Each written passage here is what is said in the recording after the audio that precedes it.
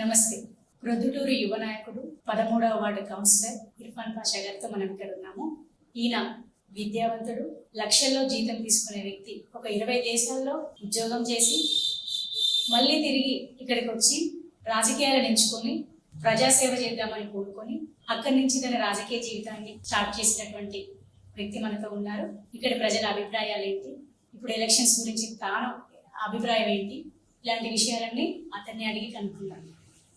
నమస్తే అండి. మిమ్మల్ని అడిగే first question, Kadapa MP Avinash Reddy గారికి మీరు చాలా దగ్గరి అనుచరులు. ఇట్లా ఉన్న మీరు ఎందుకు పార్టీ మారాల్సి వచ్చింది?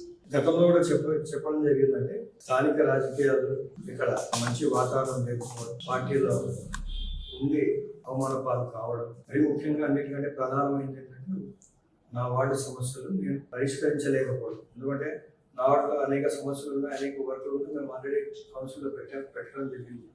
కానీ ఇప్పటి వరకు కూడా దాని మీద ఎటువంటి పురోగతి సాధించలేని ఈ సమయంలో తప్పకుండా ఇలా అయితే పనులు జరగవు, ప్రజలకు మేము అకౌంటబిలిటీ ఉండాలనే ఉద్దేశంతో ఒకటి రావడం జరిగింది. అక్కడే ఉంటే మాట్లాడలేము. సేమ్ పార్టీ సేమ్ గవర్నమెంట్ అంటారు.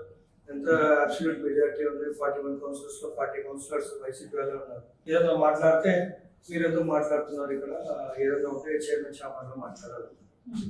ఇక్కడ కౌన్సిల్లో మాట్లాడుతుంటేనే పట్టించుకోవట్లేదు. అలాంటిది చైర్మన్ ఛాంబర్లో పోయి మాట్లాడితే పనులు జరుగుతాయి.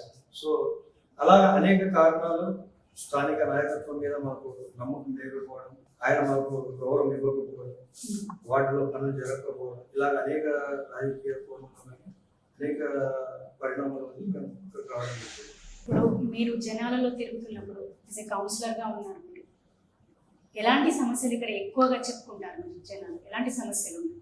ఎక్కడైనా అండి, ఒక మున్సిపాలిటీ పరిధిలో మనం చూసుకున్నట్లయితే అది ప్రొద్దుటూరు కావచ్చు, కడప కావచ్చు, మరి ఏ నియోజకవర్గంలో కావచ్చు, ప్రజలకు మున్సిపాలిటీ పరంగా కావాల్సింది ఒక మినిమం రిక్వైర్మెంట్స్, మౌలిక వసతులు. మంచినీళ్ళు కానివ్వండి, అలాగే డ్రైనేజ్ సమస్య. డ్రైనేజ్ అనేది ఒక నిరంతర ప్రక్రియ, అది కంటిన్యూస్ జరుగుతానండి. ఎప్పటికప్పుడు ఆ డ్రైనేజ్ క్లీన్ చేయడం కానీ, పాత సమస్యలు అంటే గత దశాబ్దాల నుంచి పట్టించుకునే సమస్యలు కూడా ఈరోజు ప్రొద్దుటూరులో ఈ రోజు కూడా ఉన్నాయి. కానీ అలాంటి పట్టించుకోవడం, అలా చాలా వరకు మా వాటిలో ఇంతవరకు నేనైతే చాలా వరకు పరిష్కరించాను.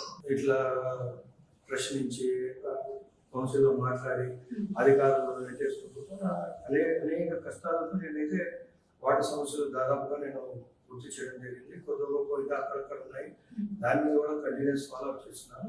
కానీ నాకు కావాల్సినంత సపోర్ట్ అయితే అక్కడ నుంచి దొరకట్లేదు.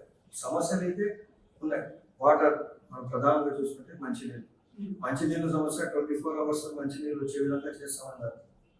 ఇప్పుడు జరిగిన దాఖలాలు లేవు. మంచినీళ్ళ సమస్య అంటే అడుగుతున్నాను నేను.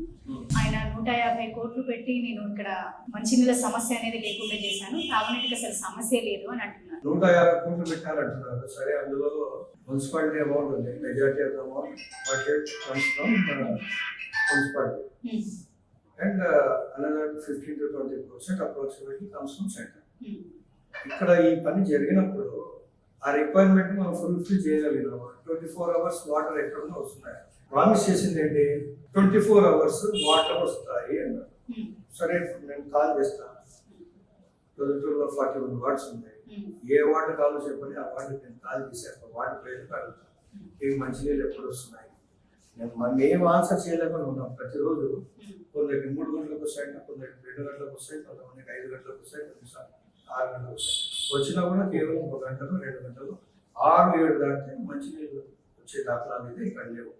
ప్రధానంగా మంచినీటి సమస్య చూస్తున్నాం. డ్రైనేజ్ సమస్య మీరు నాతో వచ్చినా పర్లేదు, మీరు కావాలంటే నేను గతంలో ఉండబడిన ఇక్కడ వాటర్ సంబంధించి ఒక ఏరియల్ సర్వే కూడా చేయించాను. డ్రోన్ కెమెరాస్తో ఇక్కడ ఉండబడిన సమస్యలు నేను ఒక డ్రోన్ కెమెరా ఒక 30 minutes ప్రెజెంటేషన్ కూడా ఇచ్చాను గతంలో. డ్రైనేజ్ అది కూడా 100% సాల్వ్ అవ్వలేదు. దోమల నివారణ చర్యలు ఏం తీసుకున్నారు? దోమల నివారణ అంటే ఏం చేశారు? మీరు చేయలేదు దాంట్లో కూడా. సో ఇలాగ ప్రజలకు కావాల్సింది మౌలిక వసతులు, ఇవి కూడా మనం కల్పించలేదని చెప్పి నేనైతే తప్పకుండా అనుకుంటున్నాను. ఎందుకంటే 24 hours వాటర్ వస్తున్నాయా, లేదు. రెగ్యులర్గా మీరు డ్రైనేజ్ క్లీన్ చేస్తున్నారా? లేదు. చిత్తూరులో ఈ ఏరియాలో ఉండబడిన ఈ వేస్ట్ వాటర్ అంతా ఎక్కడికి వెళ్తుంది? ఎవడన్నా ఒక్కడన్నా చెప్పగలుగుతాడా? చాలా మందికి తెలీదు. తెలిసిన వాళ్ళకు కూడా సమాధానం ఏమంటే ఇట్స్ గోయింగ్ నోవేర్.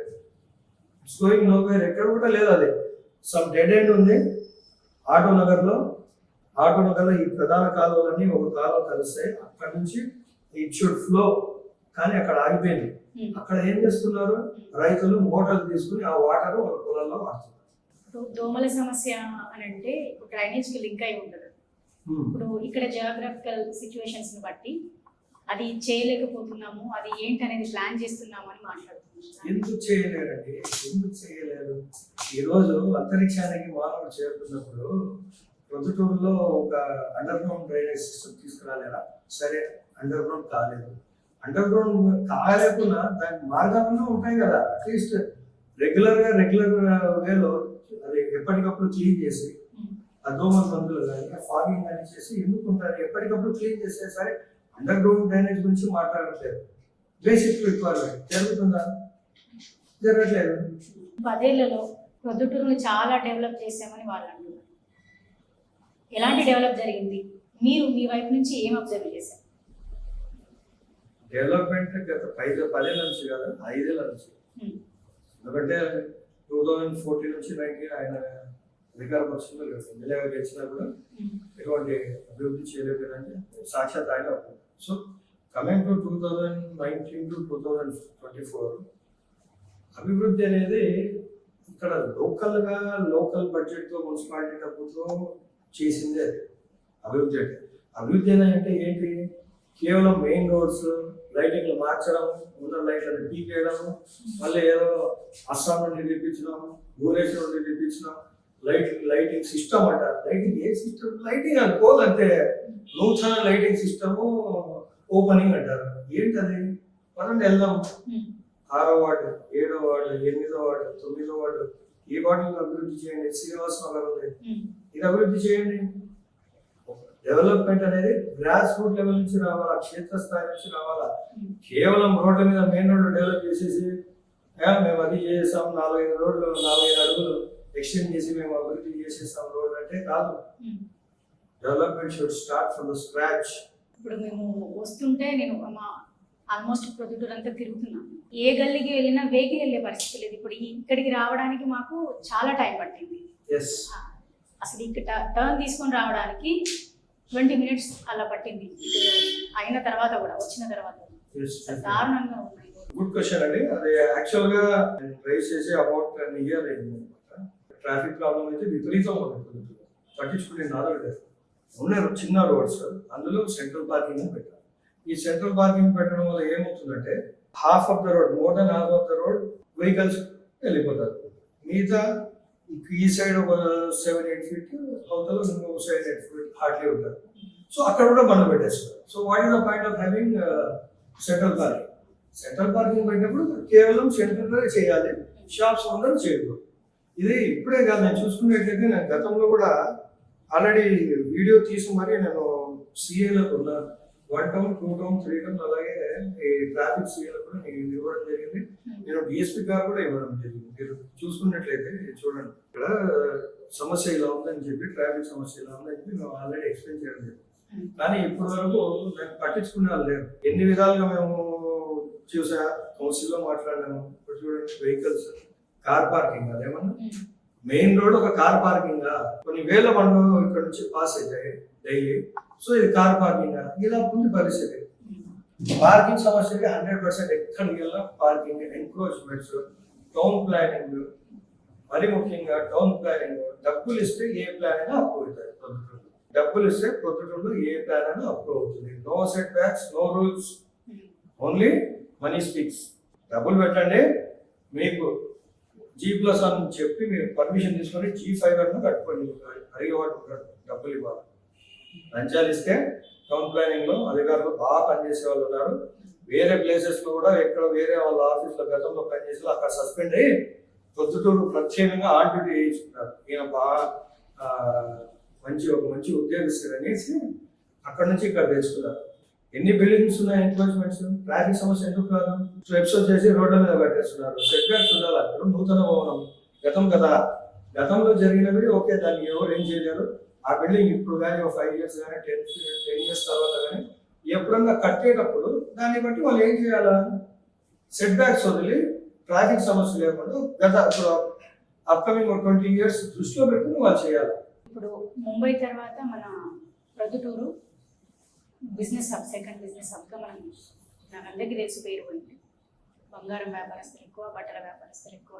ఇలాంటి బిజినెస్ హబ్లో వ్యాపారస్తులు చాలా సమస్యలు ఎదుర్కొంటున్నాము అని అంటున్నారు, బెదిరింపులు అని అంటున్నారు. దానిపైన మీరేం మాట్లాడుతున్నారు? నేను గతంలో కూడా చెప్పడం జరిగిందండి, మొన్న కూడా మీటింగ్ లో బహిరంగ సభలో కూడా చెప్పడం జరిగింది. పొద్దుటూరులో అయితే స్వేచ్ఛ లేదు. ఒక రాజకీయ నాయకుడు కానీ ఒక కౌన్సిలర్ ఆఫీస్ ఉంది, ఏ కౌన్సిలర్ అన్నా వచ్చి స్వేచ్ఛగా మాట్లాడగలుగుతాడు? లేదు. ఆంక్షలు. వాళ్ళతో బాగుంటే బాగుండొచ్చు, వాళ్ళతో బాగాలేకుంటే ఏ కౌన్సిలర్ ఏ నాయకుడు మాట్లాడారు. ఒక వ్యాపారస్తుడు స్వేచ్ఛగా వ్యాపారం చేయలేకున్నాడు. ఒక రియల్ ఎస్టేట్ వ్యాపారస్తుడు ఒక సెంటు భూమి అమ్మడం కానీ కొనడం కానీ స్వేచ్ఛగా చేయలేకున్నారు. రిజిస్టర్ ఆఫీసులో అధికారులు స్వేచ్ఛగా పనిచేయలేకున్నారు.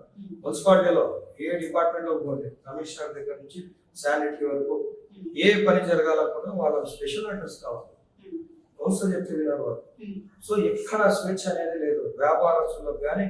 పొద్దుటూరులో కేవలం వ్యాపారస్తులే కాకుండా ఇట్లా అధికారులు కానీ సామాన్య ప్రజలు కానీ స్వేచ్ఛ లేదు, నాయకులకు స్వేచ్ఛ లేదు. ఇదంతా ఎందుకంటే మీరు అర్థం చేసుకోవాలి ఎలా ఉంది ఇక్కడ పరిస్థితి అనేది. ఇదైతే 100%. ఇప్పుడు చాలా మంది వ్యాపారాలు కూడా హోల్డ్లో పెట్టుకుని ఉన్నారు. అంటే చూద్దాం మేము నెక్స్ట్ ఎలక్షన్స్ తర్వాతనే. నాకు తెలిసి లాస్ట్ 1-2 years నుంచి అయితే ఏ వ్యాపారస్తులు కూడా స్వేచ్ఛగా వ్యాపారం చేయలేదు.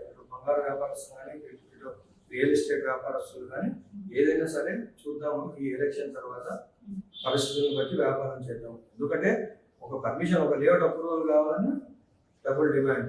వాళ్ళకి ఇష్టం వచ్చిన సెక్రటరీలు ఉంటారు, వాళ్ళకి ఇష్టం వచ్చే అధికారులు ఉంటారు. రిజిస్టర్ ఆఫీస్లో రిజిస్టర్ కావాలంటే స్పెషల్ పర్మిషన్ కావాలా. మీరున్నారు, మీరు ఒక ఎకరాన ఒక సెంటర్ మీరు కొనుక్కోవాలనుకుంటారు, దాని వాల్యూ ఉంటే డైరెక్ట్గా రిజిస్టర్ వచ్చేసి మీరు నుంచి పర్మిషన్ తీసుకురాని ఉంటారు. అది పరిస్థితి. ఈరోజు స్వేచ్ఛ లేని పొద్దుటూరులో ఈరోజు పొద్దుట ప్రజలు జీవిస్తున్నారు. ఫైనల్ గా ఇప్పుడు ఎలక్షన్స్ లో ప్రజలు ఎవరి వైపు మొగ్గు చూపబోతున్నారు? స్పష్టంగా చెప్పామంటే గతంలో కూడా ఈ రోజు కూడా చెప్తున్నాం, ప్రజలు అయితే మార్పు కోరుకుంటున్నారు. ఈవెన్ వైసీపీలో ఉండబడిన కౌన్సిలర్లు నాయకులు కూడా ఈరోజు మార్పు కోరుకుంటున్నారు. అది కొంతమందికి నచ్చకపోవచ్చు, కానీ అది వాస్తవం. They have to admit it. వాళ్ళు అడ్మిట్ చేయాల్సిన అవసరం కూడా లేదు. వాళ్ళ మనస్సాక్షి కూడా తెలుసు. Because people wants change. ఒక మార్పు కోసం చూస్తున్నారు. ప్రజలైతే విసిగిపోయినారు.